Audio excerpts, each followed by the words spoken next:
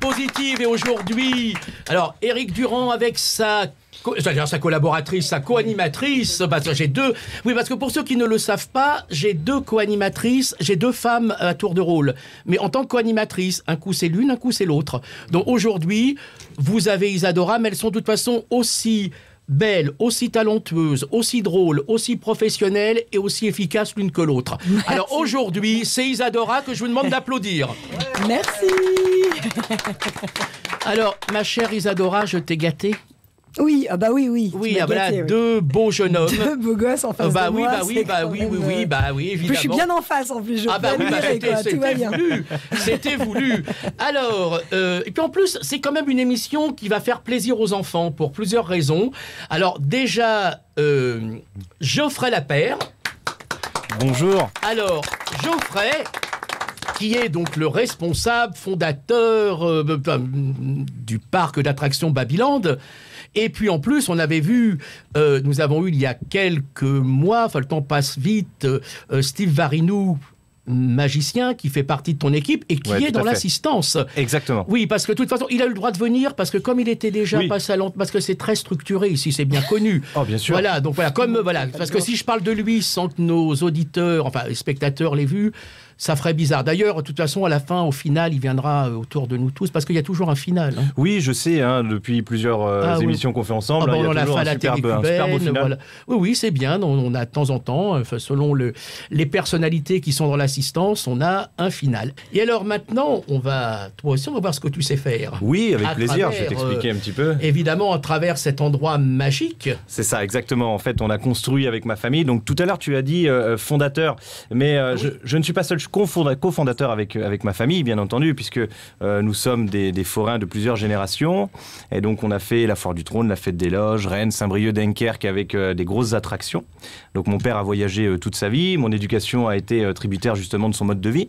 Et c'est vrai que quand j'étais enfant et que je voyais mon père voyager, construire les attractions, je me suis dit, moi, je veux travailler dans ce domaine. Donc, il a fait en sorte que je fasse des études. Il m'a pas mêlé, quand j'étais un jeune enfant, à son milieu professionnel, parce qu'il faut énormément voyager, la stabilité scolaire est un peu compliquée. Donc j'étais en famille d'accueil puis à l'internat, et quand j'ai terminé mes études, je l'ai rejoint pleinement dans son activité, et on a décidé ensemble de se sédentariser à travers un parc d'attractions. Alors évidemment, tu ne pouvais pas nous amener les attractions et les manèges sur place. J'ai essayé, mais le problème, c'est que le parking est trop petit pour décharger.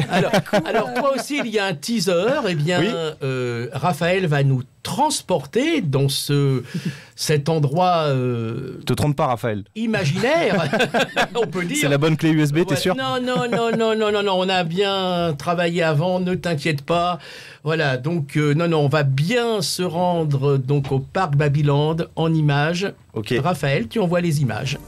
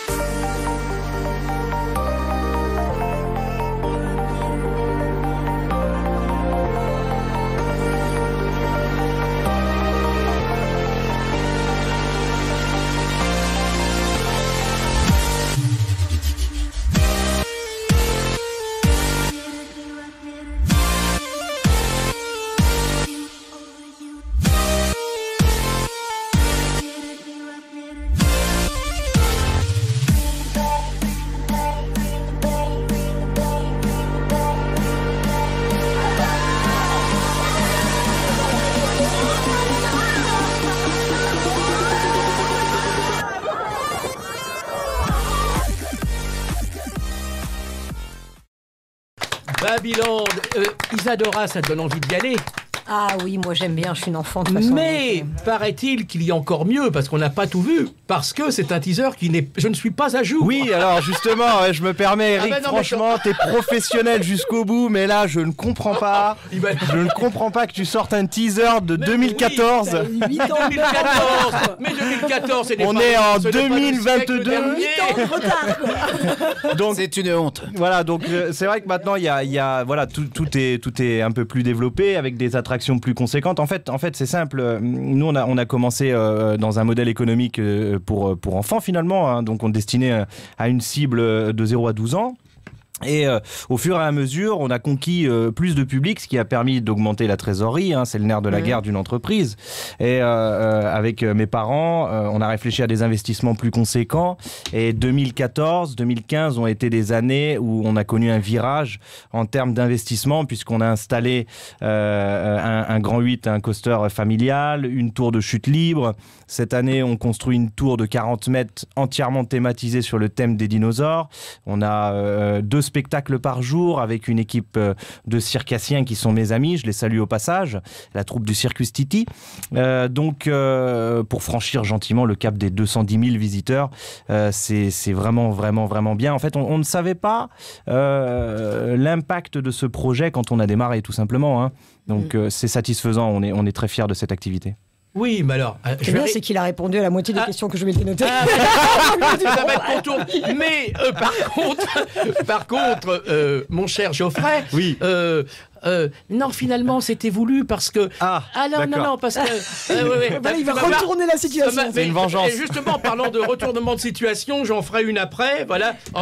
Voilà, ça va être le moment, pas des règlements. Des surprises, c'est pas le mot Eric, exact. tout le temps des surprises. Non, mais justement, il fallait passer quelque chose d'un petit peu plus, entre guillemets, ancien, parce que il y a un projet avec Radio Armada de faire une émission spéciale. Fantastique. Ça, tu sais, quand tu me parles... C'est en train de se mettre au point. Moi, les projets, ça me donne des frissons. Regarde. Donc, justement, c'est voulu. Comme ça, il y aura le avant et après. C'est top. Tout est structuré. Dites-moi, ma chère Isadora. Oui. Tu as préparé des questions, même si on a déjà répondu avant. Oui, plouf, tu te débrouilles, un coup l'un, un coup l'autre, un coup l'un, un coup l'autre. Allez, hop, ah oui, comme ça. Un chifoumi, si tu veux. Un chifoumi. Alors, du coup, je vais éliminer déjà toutes les questions que tu as répondues. Tant que tu les élimines pas eux, c'est pas grave. Alors, tu sais, c'était l'âge cible, le genre d'attraction, les nouveautés, tout ça. Alors, donc du coup, j'ai noté que c'était une histoire de famille. Donc pareil, tu as déjà quand même pas mal répondu. Mais tu as fait des études de... Entrepreneuriat. En fait, j'ai été à l'université Panthéon-Assas à Paris. Toi, c'est finance. Domaine, j'étais en économie-gestion, donc plus managérial et industriel, donc ça reste quand même de la théorie. Ça m'a plu. Je pense que c'est intéressant pour développer son esprit, comprendre les politiques économiques, des choses comme ça. C'est très intéressant, mais arrivant en 4e année, je me suis dit, il faut que j'essaye de me spécialiser quand même si je veux développer, récupérer et reprendre l'entreprise que papa a créée, tout simplement. Donc à 22 ans, j'ai postulé dans plusieurs universités pour suivre un cursus lié à l'entrepreneuriat. Et donc dans mon top 1, j'avais l'université Paris-Dauphine où j'ai postulé dans le master 264, c'est le numéro du master, entrepreneuriat et projets innovants. Donc ils en prennent 24. Et on était un peu plus de 250 dossiers. J'ai été admissible. Ils m'ont demandé de faire un mémoire de 10 pages sur des problématiques en temps de... Voilà, je vous passe les détails. Et donc, j'ai été admissible. Je suis passé à l'oral. Je suis arrivé 26e. Donc, il fallait deux personnes qui sautent finalement pour que je puisse être accepté. Je me rappellerai toute ma vie puisque... Elles ont sauté ? Elles ont sauté. Je suis arrivé 24e. Oh, c'était incroyable. Donc tout ça pour dire que la 5e année pour valider mon Master 2 était dans le domaine de l'entrepreneuriat. Donc c'est-à-dire apprendre à lire correctement des bilans, des comptes de résultats, créer des business plans, parler à des investisseurs. Ça a été vraiment très intéressant pour moi pour reprendre l'activité. Hein. Ouais. Il y avait un lien avec l'événementiel. Tu avais justement des options pour tout ce qui était... Parce que ça s'apparente au spectacle, quoi, d'avoir les forains et tout ça. Il y avait un thème particulier, justement, pour qui ciblait ce que tu allais faire, ou pas dans les études, je parle, parce qu'après tu te... Alors oui, c'est une bonne question. On a un exemple qui... je copie aussi pas mal ce qu'ils font, on est amis. C'est les propriétaires du parc de Nigloland, donc les frères Gélis, que je salue au passage, qui sont donc des forains également, qui ont fait les fêtes foraines avec mon père, donc ils ont monté les attractions côte à côte. C'est un milieu qui est assez fermé, tout le monde se connaît un peu. Et eux ont développé leur parc d'attractions qui est à Dolencourt, dans des bonnes années, effectivement, puisqu'il n'y avait pas Astérix ni Disney. Donc sont été les premiers. Les frères Gélis ont fait un voyage en Amérique, sont revenus avec l'idée, et puis ils se sont dit, allez go, on lance notre premier parc d'attractions. Sont été les premières forains de notre cercle d'amis qui se sont sédentarisés. Et donc, moi j'étais jeune à ce moment-là. Mon père a acheté le terrain en 1997, donc moi j'avais 7 ans. Lui-même avait déjà l'idée de se sédentariser, mais il se servait du terrain pour entreposer les convois. Puisque quand on a une période où on n'a pas de fête foraine, il faut bien entreposer le matériel. Donc il entreposait sur le terrain, et son idée finale était quand même d'obtenir les permis de construire pour mettre les premières attractions et lancer l'activité. Mais comme je l'ai dit tout à l'heure, le nerf de la guerre, c'est la trésorerie. Les attractions, ça coûte très cher. On ne peut pas devenir d'un seul coup un grand parc d'attractions.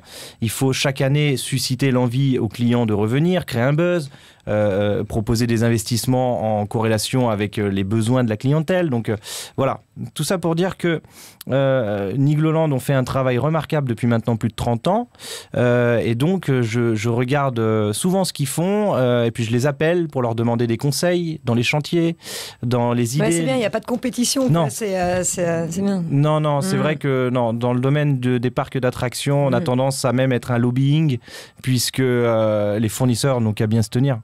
Ouais. Vous voyez ce que je veux dire? Voilà, que ce soit les constructeurs de manèges, que ce soit des fournisseurs en restauration, donc Miko, Davigel, du groupe Unilever, ou que ce soit les granités chez Slush Puppy ou des choses comme ça. Ils travaillent tous avec les parcs d'attractions. S'il y a un fournisseur qui se tient mal, il y aura un écho envers les autres propriétaires. Donc voilà, on se côtoie beaucoup, on pose des questions, et pour répondre avec plus de précision à ta question, mon objectif aujourd'hui, puisqu'on se développe, on a fait une belle croissance entre 20 et 30 000 visiteurs de plus depuis 2015. On a franchi la barre des 200 000 visiteurs. On a 80 saisonniers qui travaillent avec nous. J'ai un noyau dur maintenant avec des CDI, dont Steve maintenant fait partie, avec son rôle bien précis. J'ai compris qu'il fallait que je m'entoure de personnes qui avaient des compétences que je n'avais pas, pour qu'on puisse tous ensemble être une équipe. Le côté créatif, tout ça. Tout à fait, parce que j'ai plus un gestionnaire et un entrepreneuriat. C'est ça. J'ai ce pragmatisme pour mettre un peu tout le monde terre à terre, en expliquant les problématiques qu'on risque de rencontrer à la création d'un projet. Mais je suis pas du tout quelqu'un de créatif, et ça je le sais. Ouais, c'est bien de justement savoir t'entourer des personnes qui vont pallier les trucs que tu sais que tu n'as pas, quoi. C'est ça. Donc quand on me donne des idées, moi je prends l'idée et je me dis ok, comment on fait ? Et après je le pose sur feuille. Mais souvent Steve est pas là pour témoigner, mais quand il a une idée, je lui dis ok, tu me fais un cahier des charges et puis on étudie. Voilà, c'est ma façon de travailler. Quand je te vois expliquer, aussi bien, la façon dont tu parles, je me demande si tu as pas fait un stage avec Richard Espinas. finalement, j'allais lui proposer. Mais c'est pas la peine. Ne brûle pas les étapes. Parce que tu penses qu'il a encore à s'améliorer dans sa diction, dans sa façon de parler. Très bonne éloquence, bonne présence, gentil, la voix bien placée. Et voilà. On ira chercher son côté un peu plus yin. Cette tendresse, cette il va me piéger. Côté un peu tendresse. Try a little tenderness. Tu vois, j'aurais pu choisir cette chanson. Mais en général, c'est ça, c'est normal. Je pense que tu es créatif d'ailleurs. Je sais pas. Je pense que c'est un muscle que tu n'as peut-être pas développé de manière innée. Mais j'y pense aussi. Avec c'est intéressant. Je pense que tu l'es. Oui. Créatif pour aller trouver les bons financements, les bons machins, les bonnes personnes. Oui, peut-être. Une certaine créativité. Ouais, peut-être que je ne le sais pas, mais du coup, tu peux peut-être me l'apprendre alors. Oh bah dis donc. Steve Varinou, notre ami magicien qui est déjà venu ici, toi qui es dans l'assistance, est-ce que Geoffrey est créatif? Il a hésité longtemps. Oui. Voilà. Oui. Là, au moins, on a quelqu'un de terrain qui travaille avec toi, qui peut nous confirmer. Alors, comme l'émission s'appelle Micro-ondes positives, on va faire un instant très solennel. Vous aurez le temps de cogiter. Voilà, celui qui va parler en premier. Donc, dans ces cas-là, je voudrais que vous parliez à tour de rôle des ondes positives ce que vous donnez, ce que vous apportez dans vos vies. Et puis aussi, s'il y a quelqu'un, voire deux personnes dans votre vie qui sont positifs, à qui vous aurez envie de rendre hommage, de dire un petit mot, c'est le moment ou jamais. Déjà, je pense que indirectement, la première question, vous avez déjà répondu plus ou moins dans la façon de vous présenter. D'abord parce que vous faites chacun quelque chose de positif, professionnellement parlant. Alors maintenant, s'il y a d'un seul coup quelqu'un que vous avez envie de saluer, c'est vrai que c'est des fois... c'est comme quand on demande des fois, vous connaissez un bon restaurant, on peut en connaître 50, le mot ne vient pas tout de suite. Sinon, on peut le faire un petit peu plus tard. Hein, non, pour moi, c'est bon. Je te laisse, vas-y. Tu me laisses l'honneur. T'as dit, ouais, tu merci, dois... Merci. Vas-y avec tes positifs à toi. Ça me touche. Moi, j'adore toucher les gens. Je pense tout de suite, du coup, moi, à ma copine Charlotte, effectivement, parce que je le dis pas assez, et je pense que même elle va être surprise que je la cite, parce que, en fait, c'est un véritable fusible de décompression pour moi, étant donné que je suis très concentré dans mes affaires. Le soir, quand je rentre, je suis encore concentré dans la journée et je prévois la journée de demain. J'ai énormément de mal à déconnecter. Elle est là pour m'écouter, même quand je la saoule, clairement. Elle est là pour m'écouter et pour m'apaiser et me faire revenir tout doucement à une vie personnelle, j'ai envie de dire. Et elle m'apprend à mettre ma vie professionnelle de côté de temps en temps et à lâcher prise. Et en vérité, j'ai compris depuis quelques années que ça me permettait justement de récupérer de l'énergie et d'avoir quelqu'un sur qui compter en toute confiance. Et voilà, donc j'avais envie de le dire. Grâce à Radio Armada, tu as pu lui dire des choses que tu n'as jamais pu lui dire. Tu vois, j'ai bien fait de poser cette question. Oh, quel beau gosse. Derrière chaque grand homme, il y a une grande femme. Hein, évidemment. Mais si tu me laisses aussi prolonger un peu ma réflexion. Prolonge. C'est vrai que j'ai toujours une pensée également pour mon équipe et ma famille. Donc, tout d'abord, ma famille, mon père et ma mère avec qui j'entreprends, on prend des décisions collégiales, donc je ne prends pas les décisions tout seul. Aujourd'hui, s'ils n'étaient pas présents, je pense qu'on n'aurait pas pris de bonnes décisions puisqu'on se concerte beaucoup. Et mon père a une expérience formidable dans le monde du loisir. C'est un véritable appui pour moi. Donc aujourd'hui, j'ai aussi envie de le mettre à l'honneur pour ça et je te remercie papa. Il se fait opérer aujourd'hui, il doit même être encore endormi. Il se fait poser 3 stents puisqu'il a un petit problème au cœur, tellement il a travaillé. Maintenant, j'ai envie qu'il se repose un peu, qu'il lâche le pied et qu'il me fasse 100% confiance dans les décisions que je vais prendre parce qu'il m'a suffisamment appris pour que je puisse commencer à me débrouiller. Et puis, si j'ai un problème, je viendrai le solliciter. Et dernier commentaire à l'ensemble de mon équipe en CDI et l'équipe noyau qui maintenant me suivent dans l'activité et je pense qu'ils sont aussi devenus complètement passionnés. Je pense que j'ai réussi à les fédérer à la cause du parc. Donc aujourd'hui, voilà, c'est une véritable belle entreprise et belle aventure entrepreneuriale. Je ne pourrais pas faire fonctionner cette entreprise tout seul, donc merci à tous. On peut applaudir. Ouais. Et puis, alors, concernant ton papa, comme il opère aujourd'hui, on croise les doigts pour lui. Tout à fait. Évidemment, quand tu vas aller le voir, ce qui serait très bien, c'est que tu montes sur YouTube l'émission Passage. Ouais, bien voilà, sûr. Comme quoi j'ai fait des belles choses aujourd'hui. Je vais être ému, vraiment, je suis très touché. Vous avez des sacrées responsabilités, chacun dans votre parti. Donc, ce que tu as dit tout à l'heure, Geoffrey, c'est bien de te protéger de certaines choses, parce que tenir un parc d'attractions comme ça, heureusement que tu as une équipe formidable. C'est ça.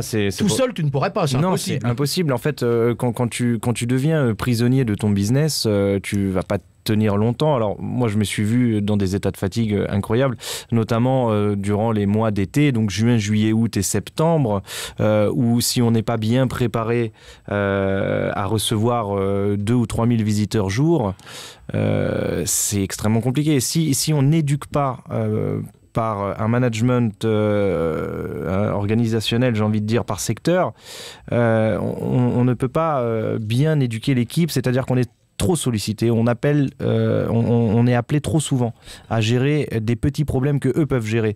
Mais en fait, l'erreur d'un entrepreneur, je pense, à mon sens, c'est de vouloir tout faire et de pas oser déléguer. C'est-à-dire que l'exemple concret, c'est ce matin, et j'ai recruté donc mon nouveau responsable de billetterie qui s'appelle Bertrand et qui a fait un démarrage sur les chapeaux de roue. Donc je suis très content, mais je l'ai volontairement mis dans l'angoisse ce matin. Parce que j'ai reçu une belle commande de tickets de la part de ProWebCB May Club, qui est un partenaire historique comité d'entreprise, qui a pris 5000 tickets. Donc sur négociation, on lui a accordé une remise. Et j'ai dit à Bertrand, voilà, donc c'est un partenaire historique, tu prends contact avec eux et tu t'organises pour imprimer les tickets avec le logiciel de gestion. Il démarrait fort, là, c'est bien. Tout à fait. Et donc Bertrand, il m'a regardé, il m'a dit oui. Je dis oui, Bertrand, t'as été formé sur le logiciel. Oui, je sais m'en servir. Mais je vais te dire quelque chose, c'est que moi, je suis sur le chantier, donc je vais pas pouvoir être sur le chantier et à la billetterie. Donc, je vais te donner le numéro de la hotline du logiciel de gestion. Bien sûr que je paye une hotline pour notre tranquillité.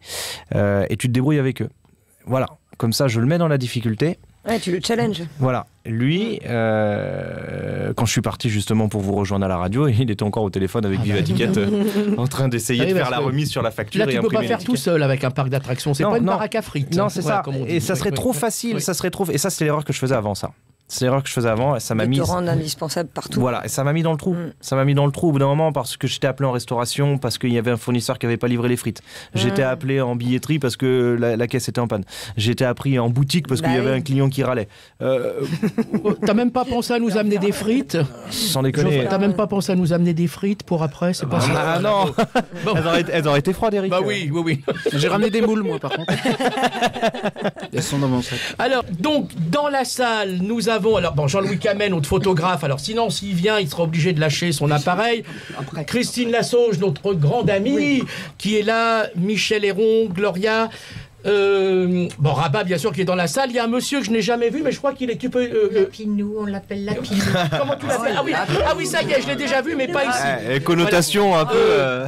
Il était déguisé. Michel Héron, voilà, qui est une grande amie de Radio Armada.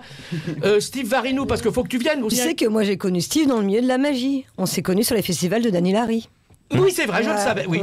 Il ne t'a jamais fait disparaître. Mais à chaque fois, je réapparais, quoi qu'il arrive. De toutes les manières, on se débarrasse pas de moi comme ça. Oui. Il y avait un nouveau manège annoncé. Oui. Toi ou Steve qui doit l'annoncer? Oh, mais attends, parce qu'il est en train de me faire le signe là, mais moi j'ai bien envie de lui laisser la main. Ah bon, d'accord, bah vas-y. Alors, qui va l'annoncer, le nouveau manège? Steve, t'es prêt à rentrer un peu dans les détails? Parce que, bon, je vais quand même l'introduire. Il y a... Tu veux le professeur Varinou et le professeur... pardon. Alors, autrement dit, tu prends la place de notre animatrice vedette. Oui, t'as pas honte? Bien sûr. Bon, ouais, effectivement. Non, c'est toi. Commence, et puis après, je prends la relève, c'est pas un problème. Bon, ok, moi je reste alors du coup juste sur l'aspect technique et sélection de l'attraction, mais alors l'aspect... thématisation, c'est pour toi. Donc oui, effectivement, à travers un voyage en Autriche avec ma famille, on a été visiter un parc qui s'appelle le Phantasiana et ils ont une grande tour de 32 mètres qui s'appelle une swing tower. Donc en d'autres termes, c'est un grand voltigeur, donc des chaises qui montent à 32 mètres et puis qui tournent très vite. Voilà. Et, le projet est fantastique avec mon père et l'équipe qui était avec nous. On est tombé amoureux de ce projet-là et on s'est dit il faut absolument ramener ça en Île-de-France. Donc pour pas être trop long, il y a cette tour est placée dans un univers sur le thème des dinosaures avec des haut-parleurs derrière chaque siège, une bande son portée jusqu'à 32 mètres. Donc on a pu s'amuser sur la création de cette activité et donc c'est ce qu'on a fait avec mon ami Steve. Donc je vais lui laisser la parole pour le côté un peu artistique de l'attraction. Alors l'artistique, c'est un professeur qui s'appelle le professeur W qui a créé donc une machine à remonter le temps. Et à ce moment-là, vous pourrez donc vous envoler à 32 mètres de haut, tel un véritable ptérodactyle. Mais pour monter, il faut être un peu inconscient, n'est-ce pas? Alors fantastique, c'est génial. Donc voilà, en tout cas, on vous invite du coup avec l'équipe du parc Babyland à venir du coup entrer dans le laboratoire et les créations les plus folles du professeur W. Et du coup, vous envolez à 32 mètres de haut. T'as vu comme il l'a bien expliqué? C'est fantastique, voilà. Ah oui. Je vous invite à venir découvrir l'activité du Parc Babyland à partir du 2 avril, l'ouverture officielle de la saison 2022, avec 33 attractions, 2 spectacles par jour d'ouverture et bien entendu l'ouverture du Ptéranodon au cours de saison, justement pour venir découvrir l'aventure de professeur W, qui est donc le créateur des dinosaures. Voilà, donc je vous invite. T'es même pas venu avec un dinosaure aujourd'hui. Non, franchement, c'est compliqué. Non, parce que bon, mais ne il aurait pas fallu amener les manèges, mais un dinosaure, ça pouvait être possible. T'imagines, il faut que je prenne la machine à remonter le temps, que j'aille dans les années, je ne sais plus, et que je revienne. Prends ta DeLorean, dépêche-toi. Steve, si t'as des choses que tu fais, oui. Rapproche-toi de notre ami. Pour changer un peu au Parc Babyland. Et ben voilà, tout à fait, on peut te retrouver. Merci à vous tous, merci Raphaël. Bravo, merci. Portez-vous bien. Je me dis bien que j'avais du boulot quand même à un moment donné.